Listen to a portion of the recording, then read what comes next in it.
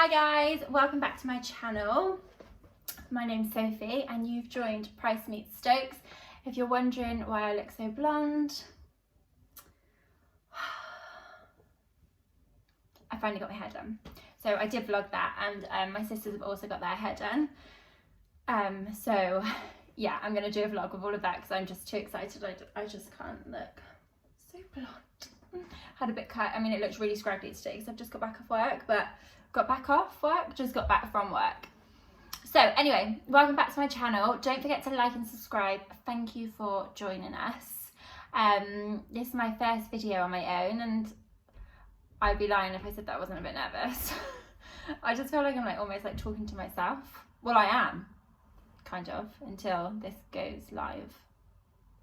Anyway, so today's video is all about health.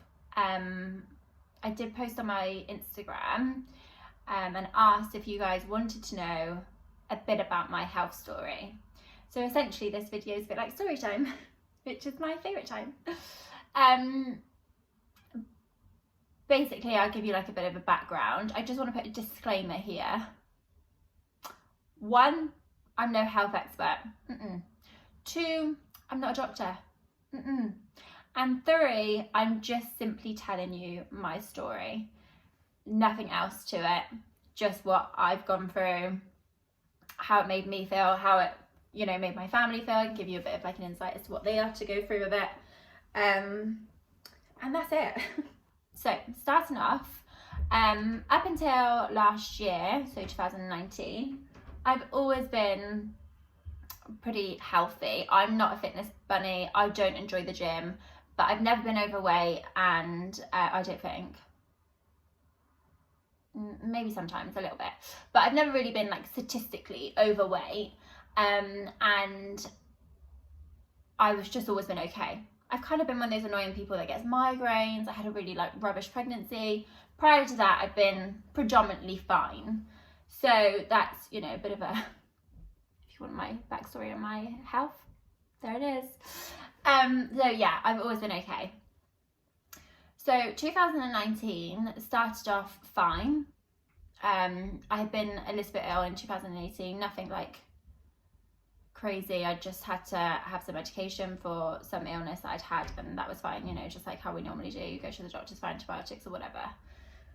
And 2019 started, and I'd had a coil fitted in 2018 in November. So in January 2019, I had quite bad skin, but when I googled, it said that you can get quite bad skin from having the coil put in. So I didn't really think much of it. I've never really had bad skin though. I'd just like to make a point of that. I had obviously teenage spots, and then I get the odd spot when I'm during my period.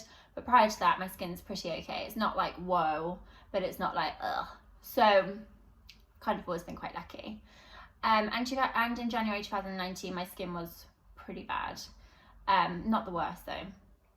It was just bad. And then we went to New York in March 2019, my sisters and I. And on the lead up to that, I hadn't really been eating much. I'd started to notice that my appetite had kind of gone, but a lot was going on at work. I was quite stressed there.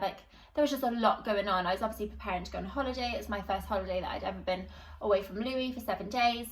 So there was a lot, gone abroad and been away from him. There was a lot happening. So again, I didn't really think that much of it. I just thought, whatever. But I did start to lose weight. And at first I thought, well, I'm probably trying to lose weight because I'm going on holiday. But I got on the plane to go to New York, and my skin was so bad. I remember going to the toilets, scratching it. And like I said, I've never had acne, and I had acne. I'll insert a picture here now.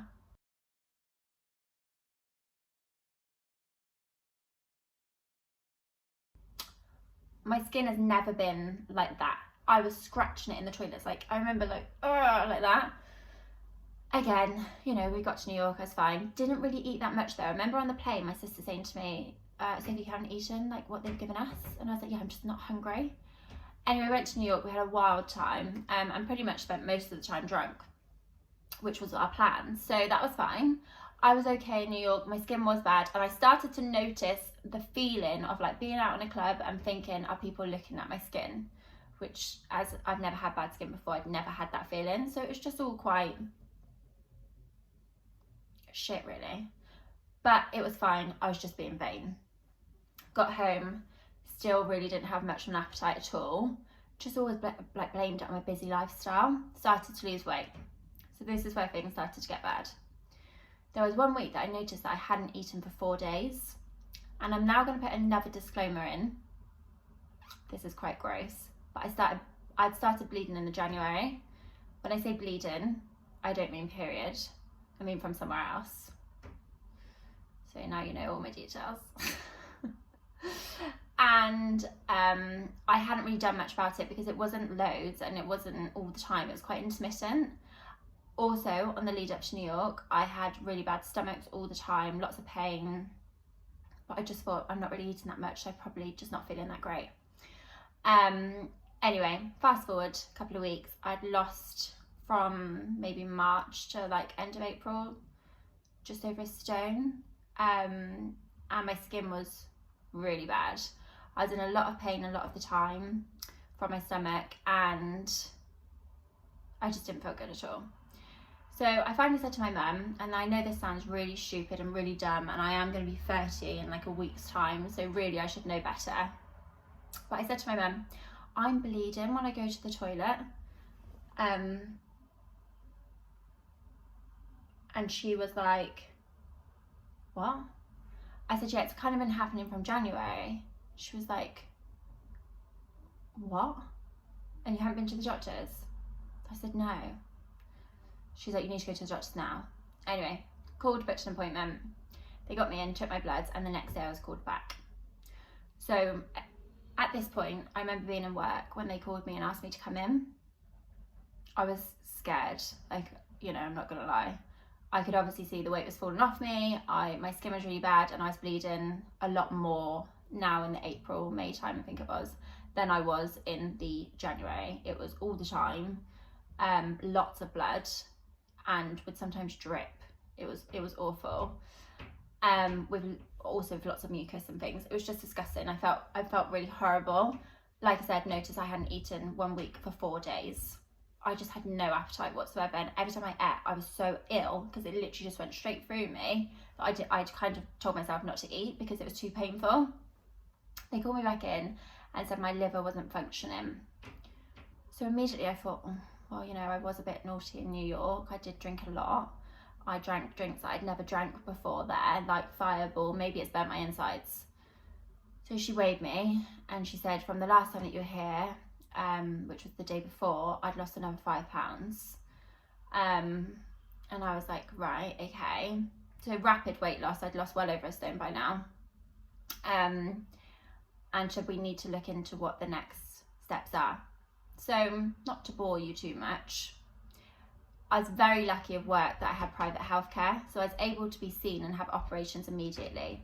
In a nutshell, they were looking for Crohn's disease or colitis, which, after looking on NHS for the actual terminology, Crohn's is parts of the digestive system that become inflamed. So it can have effects on your liver. My back was swollen, and I literally couldn't bend over to do my shoes up. And because I couldn't keep anything in, it was just going straight through me and my skin. By this point, I think we were like mid-May, maybe early May, I had 16 ulcers in my mouth. I was just a mess. My skin was vile, and very painful to touch as well. And they got me straight in. I went straight into the private medical, and I was seen by a gastro specialist. So he said, we're going to be looking for Crohn's. He then asked, are there any cancers, like stomach cancers, in your history? Because they always ask that, but anyone who knows me will tell you that I'm quite a dramatic person. Don't know why they think that, but I am. However, at this point, I think, again, anyone who knows me, I wasn't dramatic about this whole situation. I was very scared.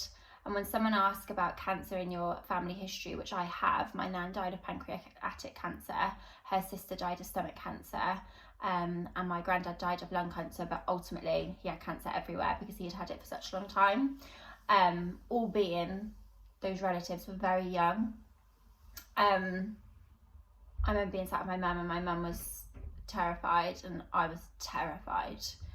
You immediately think of the worst. Not necessarily everyone. I would love to be one of those people that could go, oh, this has happened. Until it happens, I'm not going to be worried.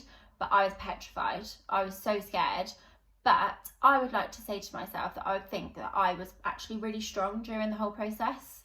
I just got on with it, and I just thought to myself at one point or another, what would be, would be. When I had my MRI scan, that was terrifying. And I remember being led on the bed as you go through the tunnel, just crying, because I just was scared. I had to drink all these drinks. I'll insert some clips of, you know, what I was doing.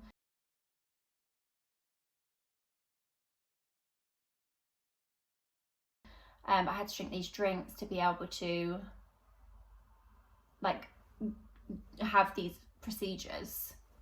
So, in a nutshell, that's what they were looking for. Obviously, cancer was spoken about, and that was just awful. I just thought to myself, I've got a young child. I don't want to go anywhere yet. So I had 4 major operations ultimately in the end over the course of, I think it was, from July to February this year. And Crohn's wasn't found, neither was colitis. So they did say it can be quite difficult to find in women under the age of 35, and a lot of the times you need to be having what they call a flare-up in order to find it. Whether they missed the flare-up, I don't know, but I continued to bleed from January 2019 right through to March this year, March 2020. The weight continued to fall off me. Again, I'd just like to say, I'm not a naturally skinny person. I should weigh about 9.5 stone. I don't. I weigh over 10. I weigh 10 stone. Well, right now, a bit too much, I don't want to say. But I weigh, you know, I should normally like 10 stone too. Before I got ill, I was just over 11 stone. So I was at one of my heaviest. I don't know why. I was obviously just indulging. And at my illest, I was just over 8.5 stone. And I'm 5'5.5". My body type isn't that small, so I insert a picture here. I might not look that skinny to some of you, but for me, I was thin, like really thin. So I had all these tests, I had all this medication. They said that we're going to continue to look for this forever until you find it, but they are also very reluctant to diagnose you with Crohn's because it's a lifelong disease. But all my symptoms seem to match it. And in December 2019, I then had an ulcer in a very uncomfortable place, which grew this big. And I can happily tell you that was worse than labour. It was horrendous, awful. And that apparently, well, they said ulcer, could have been a cyst, could have been an abscess. They didn't actually know. That apparently was part and parcel of what I was going through. I used to get ulcers on the backs of my legs. My skin was still not great.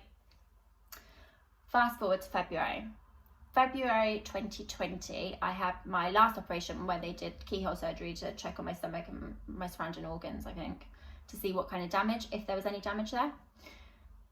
And again, left the operation. We didn't find anything this time. Everything looks okay, which is great news. But is it? Because when you feel like that, and the extreme tiredness that I felt from bleeding every single day, from not being able to hold on to any food for over a year, I can tell you, when they go, we didn't find anything, it's one of the most soul-destroying moments. You're just like, is this all in my head? Is this actually happening? I took photos of what was coming out of me because at points I was thinking to myself, what's happening? Why are they not finding it? Every symptom seems to match this, but then symptoms seem to match everything, don't they? So one of my sisters, Tilly, had suffered from like eczema and psoriasis on her hands, and at one point it was so painful to her, she literally just used to sit and scratch her hands till they were like bleeding. It was gross, but I get eczema and psoriasis, so I do understand how difficult it is. She'd been to doctors untold times, she'd had creams and this and that, and nothing had worked. So she was told about a gentleman in Bath who's a homeopathic doctor. I call them the witch doctors. Tilly doesn't believe in any of these kind of things. She's not like that. Whereas I would probably, and especially Daisy, would be more the spiritual 2 out of the 3 of us. So Tilly went, very skeptical, but was happy to try anything at this point. She had 2 tablets, which were seashells, I believe, and she no longer has psoriasis or eczema on her hands. And it literally went within 4 weeks of her taking those tablets. So she said, Sophie, go there, speak to him about your digestive system. So I said, fine, at this point I'll try anything, I don't care. And I do kind of believe in things like that, so I was happy to go along. So went to meet him, and it's quite a strange appointment. He asked me some very in-depth questions, like things like, have you ever checked your partner's phone? I was like, yeah, when I was 20, not anymore. He was like, are you in an argument? Are you aggressive? I was like, I can be. So there was like questions that had no relevance to how I was feeling. I explained to him about the weight loss. I think at this point I was maybe about 9 stone. I'd started to put on a bit more weight again. And I said, like, you know, how I'm feeling, what's happening, what my symptoms are, everything. But as well as the fact that he asked some very strange questions. He was like, you know, do you like salt or savoury? And I was like, salt or savoury? He was like, do you like sweet or savoury? And I was like, I like sweet. And we went through like diet things, and he said that it didn't sound like Crohn's to him. So just another disclaimer, he was a GP going by his website, but now he's a homeopathic doctor only. So he said, I forgot what I was saying. That was it. He said he doesn't think it's Crohn's. He was like, it sounds more like colitis to me, which again is similar to Crohn's. It's basically your digestive system, but more your colon. But I've had a couple of colonoscopies, and yeah, they're not fun. Although one of them I was sedated and the other one I was under, so it's not like I really felt it. The first one, just an FYI, I did feel, even though I was sedated, it was that painful. Yeah. So yeah, he said it sounds like colitis to him, so go gluten-free, which I have to say I try, but to be quite honest, I'm not that great, and in lockdown I was atrocious. But he was like, I'm going to give you some squid ink. So squid ink is what the squids release, that blue stuff, you know, under the water. So I was like, what? He's like, yeah, I'm going to give you some squid ink. I believe you've been poisoned. So when you had like antibiotics or whatever it was in 2018, I believe it poisoned you. And I was like, say what? He's like, it poisoned you. I'm going to give you this. And I believe this will stop the blood. Your then next steps will be the fact that you'll start to rash. I was like, what? He's like, your bad skin, that will come back and you'll start to rash. That's basically the poison releasing out of your body. He's like, I would remain gluten-free because with colitis, sorry, I'm just going to move you a little bit. Yeah, he was like, I'd try and be gluten-free because with colitis, you need to eat a certain diet. So I was like, okay, fine. So long and the short of it is, in a nutshell, I took 2 tablets, one on the Sunday morning, I think one on the Sunday evening. And I haven't bled since the middle of March, and we are now the 17th of July. And my life has changed. That sounds really dramatic, but it has. I sleep. I don't have bad skin unless I'm on my period. I don't know if you can see. I'm not due on, but sometimes I'm not ovulate. I get quite bad skin. I've put on weight, which this is probably the worst thing about it.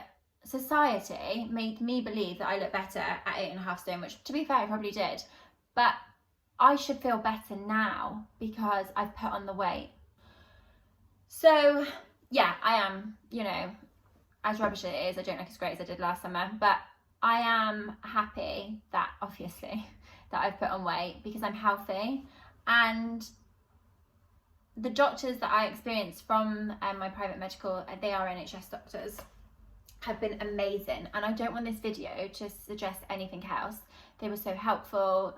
They were worked with me right the way through about everything when I sat there crying, saying, why can't you find anything? They were so reassuring. They were wonderful. All of them had amazing bedside manner. They were just amazing. It just got to the point of where they couldn't find something and I couldn't carry on. I didn't want to take medication every single day. That's not what I'm like. When I'm pregnant, they tell me to take anti-sickness tablets. I don't want to take them. I just throw up, which I know is not the right thing to do. I just don't like taking tablets every day. And they really were amazing. And obviously we all have seen even more so this year that the NHS are just unbelievable. But at the point where I was, I had to try something different. And sometimes you need to look at alternative medicines, and that's what I did. And it was the best thing I ever did. So I just wanted to share my story. Any questions, please leave them in the link below, and I'll be sure to answer. But here we are. Hopefully it won't happen again. Hopefully I won't have a flare up. Hopefully this will be my new normal of feeling good, feeling normal. Funnily enough, actually, I am starting to get psoriasis all down the back of my neck again, and my back's starting to really hurt, so don't say too soon, but I'm positive. I wake up and I feel okay every morning. So that's it. That's what happened to me. It was a really hard year, but I think I was really strong about it, and my family were all amazing. Anyway, that's enough for me, because otherwise Larry would be annoyed about me going on and on and on and on and on and on. Don't forget to like and subscribe, and I'll be seeing you very soon. Bye guys.